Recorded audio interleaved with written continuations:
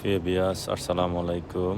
এই যে এই কুয়া হজরত মুহাম্মদ সাল্লাল্লাহু আলাইহি সাল্লামের অজু করছিলেন, ময়লা পানি ছিল এই কুয়াতে। ময়লা পানিতে অজু করবে কিভাবে? মুখে নিয়ে কুলি করে পালানোর পর থেকে এই পানি একবারে শিফা হয়ে গেছে, একবারে খুব ফ্রেশ পানি হয়ে গেছে, খাওয়ার উপযুক্ত।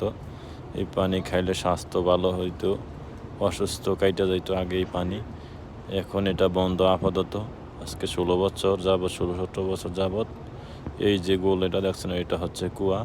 আর সাথে এটা হচ্ছে ফিল্টার, মানে ট্যাঙ্ক। এটার ভিতরে উঠতো, এখান থেকে আবার মোটরের টাইনা এই যে এইখান দিয়ে ওই যে সামনে দেখতেছেন এই যে লাইট জ্বলতেছে, এটা ওই সাইডে আরেকটা আছে সেম, ওই জায়গায় যেত আগে। ঠিক আছে, এখন বর্তমান বন্ধ। এখন এখানে নর্মাল পানি। ঠিক আছে, অনেক হাজিরা আইসা বলে কোথায় এই পানি। বাঙালি, হিন্দি, পাকিস্তানি, বিভিন্ন দেশের, নেপাল, তুর্কি, ইন্দোনেশিয়া, বিভিন্ন দেশের, বার্মা, অনেক দেশের লোকেরা আসে এখানে হাজিরা।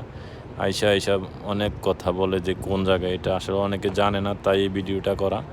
ঠিক আছে, এটা আসলে সবার জন্য জানার দরকার। আর কি, সবাই ভালো থাকবেন। আসসালামু আলাইকুম।